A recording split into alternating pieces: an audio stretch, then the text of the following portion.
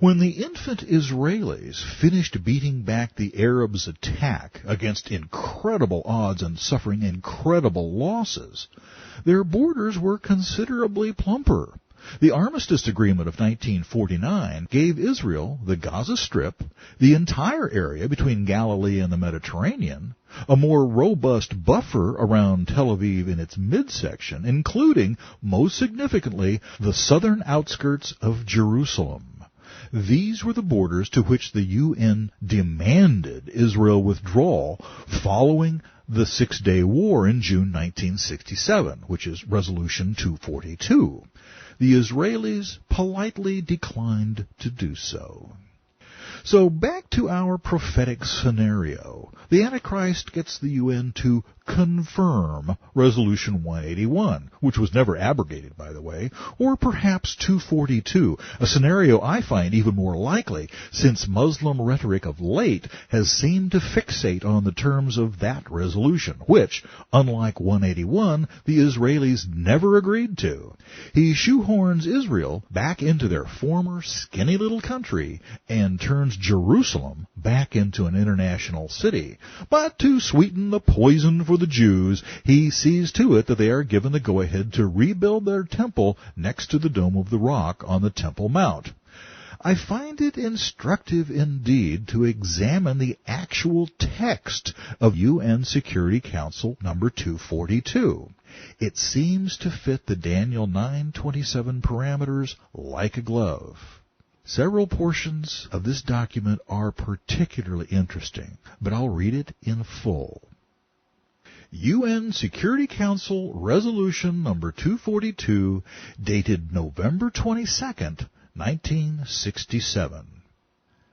The Security Council, expressing its continuing concern with the grave situation in the Middle East, emphasizing the inadmissibility of the acquisition of territory by war, and the need to work for a just and lasting peace in which every state in the area can live in security, emphasizing further that all member states in their acceptance of the Charter of the United Nations have undertaken a commitment to act in accordance with Article 2 of the Charter, affirms that the fulfillment of the Charter principles require the establishment of a just and lasting peace in the Middle East, which should include the application of both the following principles.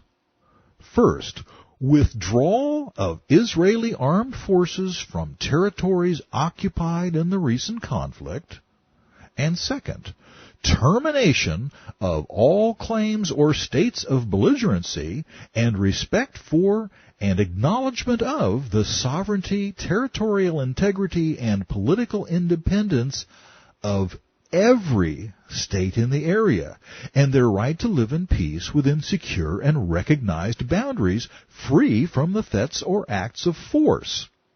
Affirms further the necessity for guaranteeing freedom of navigation through international waters in the area, for achieving a just settlement of the refugee problem, for guaranteeing the territorial inviolability and political independence of every state in the area through measures including the establishment of demilitarized zones, requests the Secretary General to designate a special representative to proceed to the Middle East to establish and maintain contacts with the states concerned in order to promote agreement and assist efforts to achieve a peaceful and accepted settlement in accordance with the provisions and principles in this resolution. And finally, requests the Secretary General to report to the Security Council on the progress of the efforts of the Special Representative as soon as possible. Okay, a couple of factors bear mentioning. First, no nation ever has achieved the acquisition of territory by any means other than war, except in those rare instances, like the Louisiana Purchase, where a nation bought territory from another who had in turn acquired it through usurpation or war waged upon its previous occupants. I really don't know what the guys on the Security Council are smoking, but it seems to be doing the trick. Second, the resolution calls for the Israelis to give back all their territory gained when they had to beat back the June 1967 Islamic invasion. Most significantly, this would include the West Bank and the Golan Heights, which would presumably be pressed into service as a Palestinian refugee homeland, arbitrarily displacing hundreds of thousands of Jews who purchased the land with coin and blood. This is what passes in the UN as a just settlement. Third, the Islamic nations in the area would all have to officially recognize Israel's right to exist and observe their anorexic new borderline. But remember, the Treaty of Hudaybiyah, which Muhammad ratified with the Meccans, was violated dozens of times by the Muslims before they threw it out altogether on a pretext and invaded the city. According to Sharia law, Muslims are not required to keep the terms of treaties they've signed with infidels. By their own definition, they can't be trusted. Fourth, the United Nations would take upon itself the responsibility for maintaining the territorial inviolability and political independence of Israel. In other words, Israel would, for all intents and purposes, be surrendering its sovereignty and defense to others. Fifth, guaranteeing freedom of navigation would preclude the interception of arms-laden vessels like the Karine A by Israeli forces. In case you've forgotten about that incident, the Israeli Foreign Ministry reported, quote, on January 3, 2002, the Israeli Navy seized control over the Karine A, a ship that was sailing in international waters on its way to the Suez Canal. The shipment included both 122mm and 107mm Katyusha rockets, which have ranges of 20 and 8 kilometers respectively. It also contained 80mm and 120mm mortar shells, various types of anti-tank missiles, anti-tank mines, sniper rifles, Kalashnikov rifles, and ammunition, unquote. Only God knows how many Israeli lives were saved by the interception of these weapons. 242 makes such intervention illegal. Sixth, the resolution calls for a special representative to direct operations and report progress and problems to the Security Council. Who are they going to assign for this monumental task? I can guarantee they'll pick someone very close to the diplomatic genius who got the Muslims and Jews to consent to this solution in the first place, the Antichrist. The bottom line, as far as biblical prophecy is concerned, is exactly the same for all these scenarios. The Jews get to rebuild their temple, but they move inexorably toward a state of total national helplessness and dependence on foreign armies for their very survival. By now, any historian worth his reading glasses knows it's only a matter of time before the Jews are once and for all driven into the sea by the peace-loving Muslims. But because of the ironclad guarantees of security the Antichrist has promised, the Jews suspend reason and make themselves believe they have negotiated a position assuring lasting security and peace in our time. A phrase I borrowed from Neville Chamberlain, spoken after he engineered a similarly disastrous land for peace deal with Adolf Hitler over Czechoslovakia in 1938. That peace lasted 1 year and precipitated the bloodiest war in history. Will this one be any different?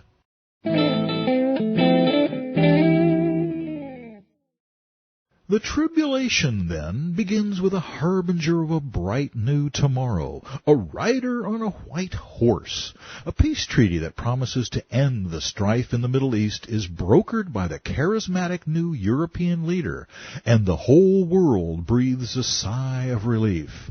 Whereas the region had for years been a powder keg threatening to ignite the earth in another global war, now all of the parties insist they have agreed to compromise, to solve their differences amicably, to let bygones be bygones.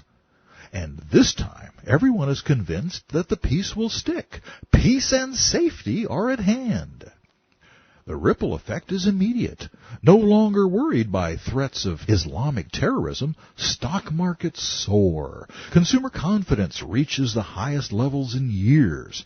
A technology boom, the likes of which the world has never seen, promises to solve age-old problems, feeding the hungry masses, curing persistent diseases, breaking the world's dependence on fossil fuels. Oil prices plummet as the leaders of OPEC rush to compete with clean, cheap new energy sources. Utopia is just around the corner.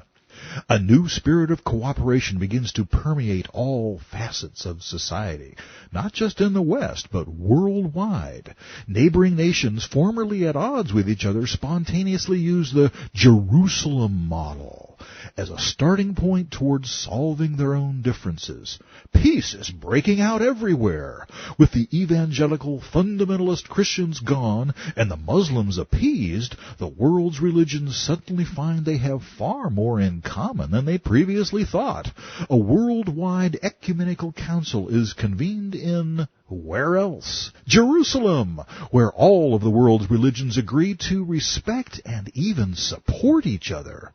A universal creed is drafted and enthusiastically signed by everyone in attendance, stating that all roads lead to God. It really doesn't matter what you believe or what your liturgy entails, for God is within each one of us. From the most dedicated Islamic mullah to the most irreligious secular humanist, we should each do what it feels right to us, for therein lies true worship. The charismatic new European leader, of course, is an active participant, and he is the first to point out that the religious differences that have been the root of so much strife in years past must now be set aside. Hostility between Catholics and Protestants, Muslims and Jews, Hindus and Sikhs, anybody and everybody is set aside in the new realization that God can be whoever and whatever you want him or her to be. As the summit progresses, another bright star arises.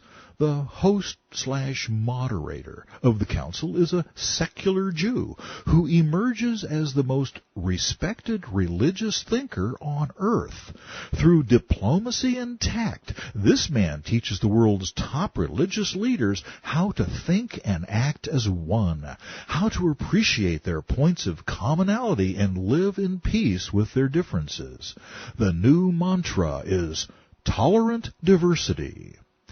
Even the Muslims find themselves nodding in agreement with him. Before the council is over, he is being hailed by all as a new prophet for a new age, the religious counterpart of the great political peacemaker, the hero from Europe. Granted, all of that is speculation, but as a possible scenario, it fits the truth of scriptural prophecy like a glove. Not only does the breaking of the scroll's first seal reveal someone who looks like a hero, not a villain, but we also have this tantalizing hint from the Apostle Paul. The day of Yahushua comes as a thief in the night. For when they say, peace and safety, then sudden destruction comes upon them, as labor pains upon a pregnant woman, and they shall not escape. 1 Thessalonians 5:2-3. Just as the amillennialists of centuries past were wrong when they saw history marching inexorably toward a Christian utopia, so also are those wrong who predict a steady downhill slide until the bitter end. The fact is, the tribulation is Satan's golden opportunity to show what he can do. He said he wanted to be like God. This is his big chance. People desperately want peace and safety. Satan thinks he can give it to them, living vicariously through the Antichrist. I give him 6 months, a year at the outside, before the fallacy of good without God comes crashing down around his ears like a house of cards.